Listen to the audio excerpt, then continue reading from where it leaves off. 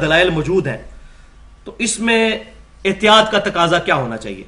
تو دیکھیں میرا جو اپنا پوائنٹ آف ویو ہے وہ میں آپ کے سامنے رکھ دیتا ہوں. باقی اختلاف کی گنجائش ہے, جو اس سے کوئی رزلٹ نکالتا ہے وہ ضرور نکالے, لیکن میں اجتہاد والے معاملے میں کسی کے اوپر کوئی فتویٰ بازی نہیں کرتا. کہ دیکھیں یہ تمام دلائل جو مجھے پتا ہے یہ صحابہ کرام کو بھی پتا تھے, تابعین کو بھی پتا تھے, تبع تابعین کو, لیکن ان میں سے کسی نے بھی 12 ربیع الاول کے لیے عید میلاد النبی کا لفظ استعمال نہیں کیا. وہ ہم سے زیادہ نبی صلی اللہ علیہ وسلم سے محبت کرنے والے تھے, ہم سے زیادہ علم رکھنے والے تھے, انہوں نے استعمال نہیں کیا. اب جو لوگ استعمال کر رہے ہیں اتنے دلائل کو سامنے رکھتے ہوئے تو وہ اجتہاد کر رہے ہیں. لیکن مسئلہ وہی ہے کہ اہل سنت کا منہج یہ ہے کہ پہلے کتاب, پھر سنت, پھر اجماع اور پھر اجتہاد. اب یہاں معاملہ بالکل واضح موجود ہے کہ ایسا کوئی اجتہاد صحابہ تابعین تبع تابعین نے نہیں کیا. لہذا اس کے اوپر عید کا لفظ بولنے میں احتیاط کرنی چاہیے. جو بول رہے ہیں ان پہ ہم کو فتویٰ نہیں لگاتے. مسئلہ یہ ہے کہ مسئلہ اجتہادی ہے, فتوے سے ہم بچیں گے, ہم دونوں ایکسٹریمز پہ نہیں جائیں گے. دیکھیں ایک ایکسٹریم پر گئے ہیں وہ لوگ جنہوں نے اس کو عید ڈکلیئر کیا اور پھر اس کی بنیاد کے اوپر جو لوگ اس کو سیلیبریٹ نہیں کرتے ان کو گستاخ رسول ڈکلیئر کیا. دوسری ایکسٹریم پہ پھر وہ لوگ گئے جیسے امام ابن تیمیہ ہیں, انہوں نے اقتداء صراط مستقیم کے اندر لکھا کہ میلاد منانا اگرچہ بدعت ہے لیکن اس کے پیچھے جو نیت ہے اس پر ثواب ملے گا. ولیعوذ باللہ تعالی, ایک چیز کو آپ بدعت بھی کہیں اس پہ ثواب کی بشارت بھی سنائیں, یہ بہت خطرناک بات ہے. تو ایک سٹانس اختیار کریں. بدعت کے اوپر تو بھائی بہت بڑا فتویٰ ہے, ثواب کی بشارت نہیں ہے. اب ہم اپنا پوائنٹ آف ویو کیا رکھتے ہیں, تو اس میں نے یہاں اس کو 3 سوالوں کی شکل میں لکھا ہے, وہ میں آپ کے سامنے پیش کرتا ہوں. سوال نمبر 1 یہ ہے کہ اگر کوئی ہم سے پوچھتا ہے کہ آپ عید میلاد النبی کے اوپر عید کا لفظ بولنے پر بدعت کا فتویٰ کیوں نہیں لگاتے, تو اس کی وجہ یہ ہے کہ امام کائنات صلی اللہ علیہ وسلم کا جو خطبہ شروع ہوتا تھا, جو میں نے اپنے درس کے شروع میں پڑھا, صحیح مسلم میں کتاب الجمعہ چیپٹر میں انٹرنیشنل نمبرنگ کے مطابق 2005 نمبر حدیث اور سنن نسائی کے اندر ڈیٹیل کے ساتھ 1590 نمبر حدیث ہے خطبات والے چیپٹر میں, کہ آپ صلی اللہ علیہ وسلم فرماتے تھے کل بدعت ضلالہ وکل ضلالۃ فی النار, تمام بدعتیں گمراہیاں ہیں اور تمام گمراہیاں دوزخ میں لے جانے والی ہیں. اب کسی اہل قبلہ اہل کلمہ پر دوزخ کا فتویٰ ہم کیسے لگا دیں؟ ہاں یہ کہا جا سکتا ہے کہ اگر میں یہ کام کروں گا تو میں بدعتی ہو جاؤں گا, اس طرح کہا جا سکتا ہے. کسی کو نہ کہیں, کیونکہ فتویٰ یہ اہل سنت کا منہج نہیں ہے, یہ خوارج کا طریقہ ہے.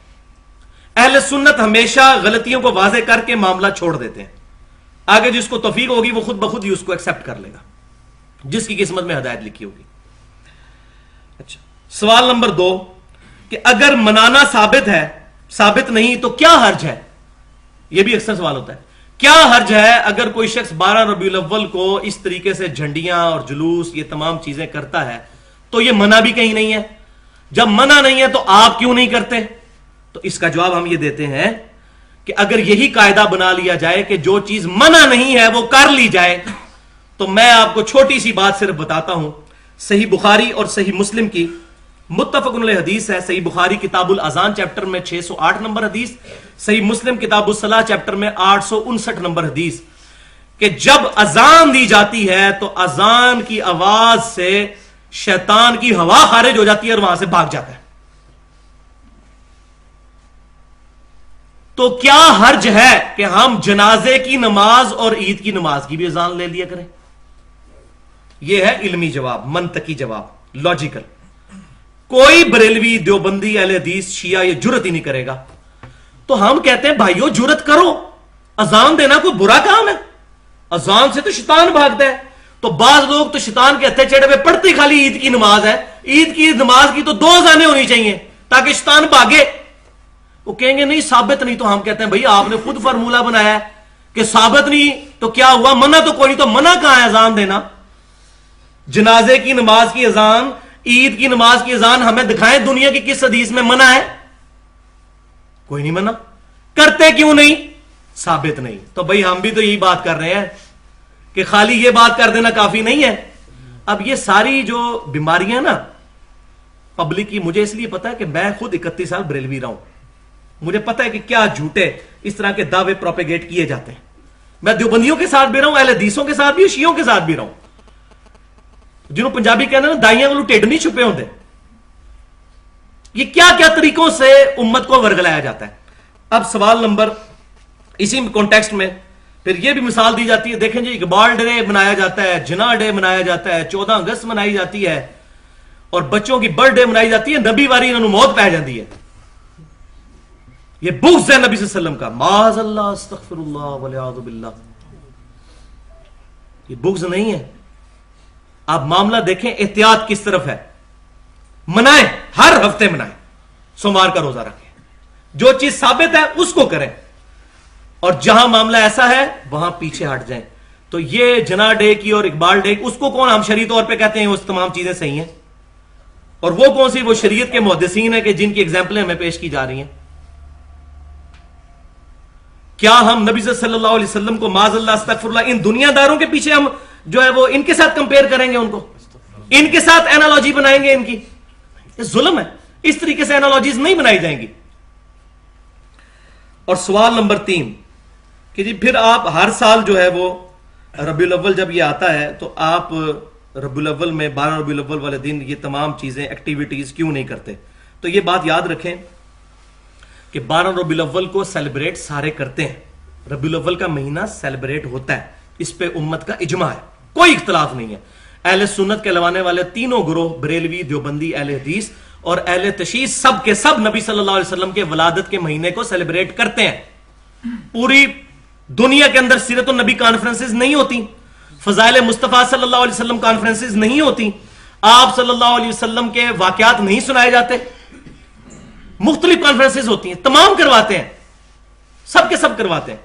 یہاں تک اجماع ہے اور اجماع حجت ہے. المستدرک للحاکم میں انٹرنیشنل نمبر کے مطابق 399 نمبر حدیث ہے کتاب العلم چیپٹر میں کہ میری امت کبھی بھی گمراہی پر جمع نہیں ہوگی.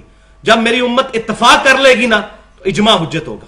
تو پوری امت نے اس پر تو اتفاق کیا ہے کہ ربیع الاول کے مہینے کو سیلیبریٹ کیا جائے اس طریقے سے کہ آپ صلی اللہ علیہ وسلم کے فضائل بیان کیے جائیں, آپ صلی اللہ علیہ وسلم کی محبت پہ درس دیا جائے, آپ صلی اللہ علیہ وسلم کے فضائل بیان کیے جائیں. لیکن باقی اگر کوئی ہمیں یہ کہے کہ یہ شرعی طریقے اڈاپٹ کیے جائیں کہ ڈھول ڈھمکے مارے جائیں, اسی طریقے کے ساتھ غیر شرعی حرکات کی جائیں, ہمیں تو خود پتہ ہے نا. اب یہ جہاں پر یہ تمام چراغاں ہوئی ہوتا ہے وہاں بے پردہ عورتیں آتی ہیں اور وہاں آوارہ لڑکے آ کے ان کی ویڈیوز بھی بنا رہے ہوتے ہیں, حالانکہ اس کو تمام کنڈیم کرتے ہیں. خود بریلوی مکتبہ فکر کے علماء بھی اس کو کنڈیم کرتے ہیں کہ یہ چیزیں حرام ہیں. مجھے پتا ہے, میں رہا ہوں ان کے ساتھ, لیکن مسئلہ ہے کہ یہ بدعت ایسی پھیل چکی ہے اب ان کے قابو سے بھی باہر نکل گئی ہے. ان کی اپنی پبلک ان کی بات کو نہیں مانتی, ان کو خود خطرہ پڑ دیتا ہے ہمیں نہ کہیں گستاخ رسول کہہ دیں. سیدھی بات ہے. تو یہ ساری کی ساری چیزیں جو ہے وہ دین کا جنازہ نکل چکا ہے فرقہ واریت کی وجہ سے. تو اب یہ بات یاد رکھیں, اب یہ جو ایکسٹریمز ہیں اس معاملے میں,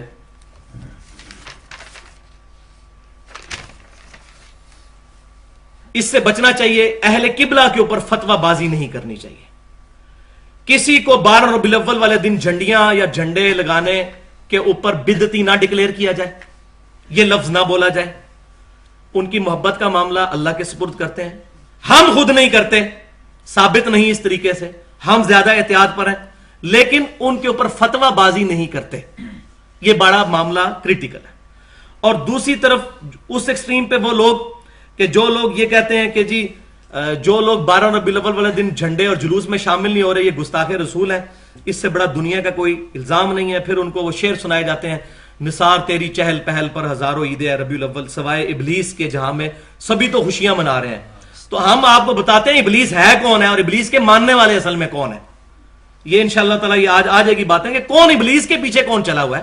یہ نبی صلی اللہ علیہ وسلم خود ہی بتائیں گے کہ یہ ابلیس ہے کون اور ابلیس کے پکے فالوورز ہے کون. وہ یہ ہے کہ یہ خود بات امام احمد بریلوی صاحب نے فتاوی رضویہ میں لکھی ہے کہ 700 سال تک ربیع الاول اس طرح نہیں منایا جاتا تھا جس طرح یہ جھنڈے جلوس یہ تمام چیزیں. یہ 8ویں صدی ہجری کے اندر یہ تمام ایکٹیویٹیز شروع ہوئی ہیں. نہ صحابہ کے دور میں, نہ تابعین کے, نہ تبع تابعین کے, پہلے 300 سال کے مبارک دور میں یہ چیزیں نہیں ہوئی, یہ بعد میں ہوئی ہیں. جو چیزیں ہوئی بعد میں ہیں ان کے نہ کرنے والوں کے اوپر تان کیسے ہو سکتا ہے؟ اور پھر ان کو کہنا کہ سوائے ابلیس کے جہاں میں سبھی تو خوشیاں منا رہے ہیں، ابلیس والا معاملہ نہیں ہے بھائیو. مسئلہ یہ ہے کہ یہ معاملہ بہت نازک ہے. صحیح بخاری اور مسلم کی متفق علیہ حدیث ہے. صحیح بخاری کتاب الصلح چیپٹر میں 2697 اور صحیح مسلم کتاب العقدیہ چیپٹر کے اندر 4492 نمبر حدیث ہے. من احدث فی امرنا ھذا ما لیس منہ فہو رد. جس نے ہمارے دین میں کوئی ایسی چیز داخل کی جو اس میں سے نہیں تھی تو وہ مردود ہے. بہت خطرناک معاملہ ہے. اور یہیں تک یہ معاملہ خطرناک نہیں ہے، یہ آخرت تک چلنا ہے. صحیح بخاری اور مسلم کی متفق علیہ حدیث ہے. صحیح بخاری کتاب الرقاق چیپٹر میں رکت پیدا کرنے والی حدیثوں میں امام بخاری حوض کوثر والے چیپٹر میں اس کو لے کے ہیں 6583 نمبر حدیث. صحیح مسلم میں کتاب الفضائل چیپٹر میں 5968 نمبر حدیث کہ آپ صلی اللہ علیہ وسلم فرماتے ہیں کہ میرے حوض کوثر پہ کچھ لوگ لائے جائیں گے جن کو میں پہچانتا ہوں گا کہ یہ میرے امتی ہیں ازائے وضو چمکنے کی وجہ سے. میں جب ان کو حوض کوثر سے پلانے لگوں گا ان کے اور میرے درمیان دیوار کھڑی کر دی جائے گی اور مجھے کہا جائے گا کہ محبوب صلی اللہ علیہ وسلم آپ کو نہیں پتا آپ کی وفات کے بعد یہ لوگ دین سے الٹے قدم پھر گئے اور انہوں نے دین میں بدعتیں جاری کر دی تھیں. تو آپ صلی اللہ علیہ وسلم فرمائیں گے سحقن سحقن لمن غیر بعدی سحقن سحقن لمن بدل بعدی. ان پر پھٹکارو، ان کو مجھ سے دور کر دو جنہوں نے میرے بعد میرے دین کو بدل دیا، جنہوں نے میرے بعد میرے دین کو ٹیمپر کر دیا. اور بھائیوں ہم ڈرپوک ہیں، ہم بڑے ڈرپوک ہیں. ہم اتنے جریر نہیں ہیں کہ اس طرح کی ایکٹیویٹیز کر کے نبی صلی اللہ علیہ وسلم کے مبارک ہاتھ ہمارے گریبان پہ ہوں قیامت والے دن. ہم ڈرتے ہیں، ابلیس نہیں ہے، ڈرتے ہیں ان چیزوں سے. ہم آپ سے یہ بات کرتے ہیں کہ بات یہ ہے کہ نبی صلی اللہ علیہ وسلم نے اپنی 3 مبارک بیٹیاں اپنے ہاتھوں سے قبر میں دفن کی. اور کسی کا 40واں کروایا، کسی کا 3 کروایا. کوئی ضعیف حدیث ہی بتا دو. آپ صلی اللہ علیہ وسلم کو نہیں کسی کا مزار بنوایا. اب ان چیزوں کو جب کنڈیم کیا جاتا ہے کہتے ہیں ابلیس ہے. تو آپ وہ بھی سن لیں کہ سوائے ابلیس وہ ابلیس ہے کون ہے. ابلیس کا تو نبی صلی اللہ علیہ وسلم نے خود فرما دیا کہ ابلیس کے راستے پر کون ہے. آپ صلی اللہ علیہ وآلہ وسلم نے یہ حدیث مسند امام احمد میں انٹرنیشنل نمبرنگ کے مطابق 4437 نمبر حدیث جلد 1 صفحہ 465 بہت رکت انگیز حدیث ہے کہ آپ صلی اللہ علیہ وآلہ وسلم نے زمین پر ایک لکیر کھینچی، زمین پر ایک لکیر کھینچی، سیدھی لکیر کھینچی آپ صلی اللہ علیہ وسلم نے ایسے. اس کے دائیں بائیں کچھ لکیریں کھینچی جس کو ہم اپنی ٹیکنیکل لینگویج میں کہتے ہیں فش بون ڈایاگرام.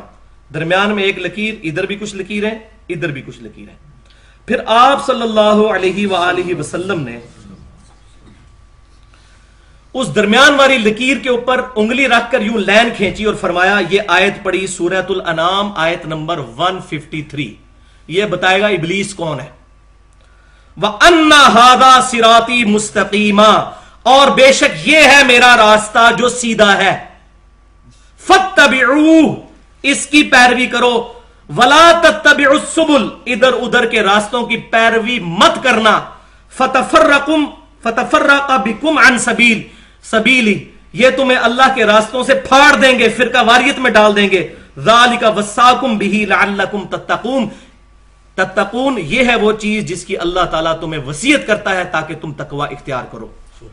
کہ ھذا صراط مستقیم، ادھر کے راستے شیطانی ہیں. اور پھر اسی حدیث میں الفاظ ہیں، آپ صلی اللہ علیہ وسلم نے فرمایا یہ تو میرا راستہ ہے سیدھا اور یہ دائیں بائیں شیطان کے راستے ہیں.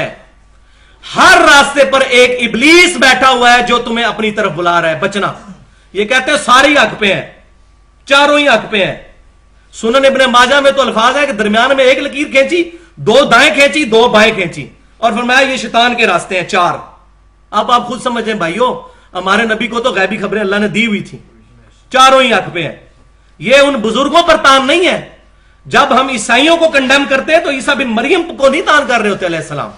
ہمارے دل میں کبھی وسوسہ بھی نہیں آتا ان کے بارے میں کہ ان کی توہین کر رہے ہیں. جب ہم کہتے ہیں وہ اللہ کے بیٹے نہیں ہیں، لیکن عیسائی تو کہہ رہے ہیں آپ گستاخ ہو، بیٹا کیوں نہیں مانتے. تو ہر بندے نے محبت کے اپنے ہی کرائٹیریا رکھے ہوئے ہیں. تو آپ صلی اللہ علیہ وسلم آیا ہر راستے پر شیطان بیٹھا ہے، ایک راستہ ٹھیک ہے، सिरात अल्लज़ीना अनअमता अलैहिम, एक रास्ता जिस पर इनाम याफ्ता लोग चले, रास्तों पर नहीं है। ये कहते हैं ये बुजुर्गों ने सिलसिले जारी किए तो फिर रास्ते होना चाहिए था। एक लफ्ज है सिरात अल्लज़ीना अनअमता अलैहिम, इहदिनस सिरातल मुस्तकीम, चला सीधे रास्ते पर, नबी सल्लल्लाहु अलैहि वसल्लम का रास्ता। सिरात अल्लज़ीना अनअमता अलैहिम, यही वो एक रास्ता जिस पर इनाम याफ्ता लोग भी चले। देखें क्या अगर तशरीहें बनाई हुई हैं, सारे हक पे हैं। ओ भाइयों कहां लिखा हुआ है? रास्तों तो नहीं, रास्ता है। तो यह है इब्लीस का रास्ता जिसकी पैरवी करने वाले। तो अब असल मोहब्बत का इजहार क्या है? वो सूरह आल इमरान की आयत नंबर 31, बिस्मिल्लाहिर्रहमानिर्रहीम, कुल इन कुंतुम तुहिब्बून अल्लाह फत्तबिऊनी युहब्बिबकुमुल्लाह व यगफिर लकुम ज़ुनूबकुम वल्लाहु गफूरुर रहीम। ऐ महबूब सल्लल्लाहु अलैहि वसल्लम आप फरमा दीजिए, अगर तुम अल्लाह से मोहब्बत करते हो तो फिर मेरी यानी नबी सल्लल्लाहु अलैहि वसल्लम की इत्तबा करो, फिर अल्लाह ताला तुमसे मोहब्बत करेगा और तुम्हारे गुनाहों को भी मुआफ कर देगा।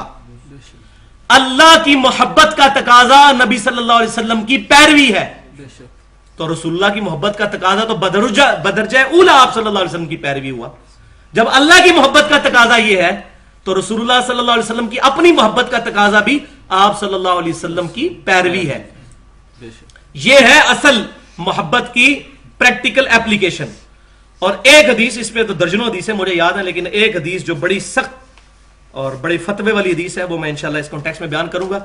इससे अगली आयत जो मैंने बयान की सूरह आल इमरान आयत नंबर 31, इसके बाद 32 नंबर आयत में बड़ा गाढ़ा फतवा आया है, उल अतीउल्लाह व रसूल, ऐ महबूब सल्लल्लाहु अलैहि वसल्लम फरमा दीजिए पैरवी करो अल्लाह की और उसके रसूल की। फ़इन तवल्लऊ, अगर ये मुंह फेर दें, फ़इन्नल्लाह ला युहिब्बुल काफिरीन, अल्लाह ऐसे काफिरों से कोई मोहब्बत नहीं करता। अल्लाह ताला ने फतवा दे दिया है, जो अल्लाह और उसके रसूल की इताअत से फिर जाए, अल्लाह ऐसे काफिरों से मोहब्बत नहीं करता। वलियाज़ु बिल्लाहि ताला। और वो हदीस सही बुखारी में किताबुल एतिसाम बिल किताब व सुन्ना चैप्टर, इमाम बुखारी ने पूरा चैप्टर बांधा है इस बोली वाली उम्मत को समझाने के लिए, किताब व सुन्नत को मजबूती से पकड़ना, यह सही बुखारी का चैप्टर है। हदीस नंबर है 7280। नबी सल्लल्लाहु अलैहि वसल्लम ने फरमाया, मेरी पूरी उम्मत जन्नत में जाएगी, मेरी पूरी उम्मत जन्नत में जाएगी सवाए उसके जिसने इनकार किया। अब कान खड़े कर लें जनाब, आज नबी सल्लल्लाहु अलैहि वसल्लम की पैदाइश की रात है और इस पैदाइश की रात में अगर हमें यह बात भी समझ आ जाए तो मैं समझता हूं हमारी लाइफ टाइम अचीवमेंट है। मेरी पूरी उम्मत जन्नत में जाएगी सवाए उसके जिसने इनकार किया। सहाबा किराम परेशान हो गए, या रसूलुल्लाह किसने आपका इनकार किया सल्लल्लाहु अलैहि वसल्लम? आप सल्लल्लाहु अलैहि वसल्लम ने फरमाया, जिसने मेरा हुक्म माना वो जन्नत में जाएगा और जिसने मेरी नाफरमानी की उसने मेरा इनकार किया। ये अल्फाज जरा सुने, इधर ये नहीं कहा दोजख में जाएगा, जिसने मेरी नाफरमानी की उसने मेरा इनकार किया। तो अब अताअत करने वाले सही मुहिब्बे रसूल हुए कि नाफरमानी करने वाले मुहिब्बे रसूल हुए सल्लल्लाहु अलैहि वसल्लम। सलातन कसीरन कसीरा, ये आप सल्लल्लाहु अलैहि वसल्लम ने बात खुद समझा दी।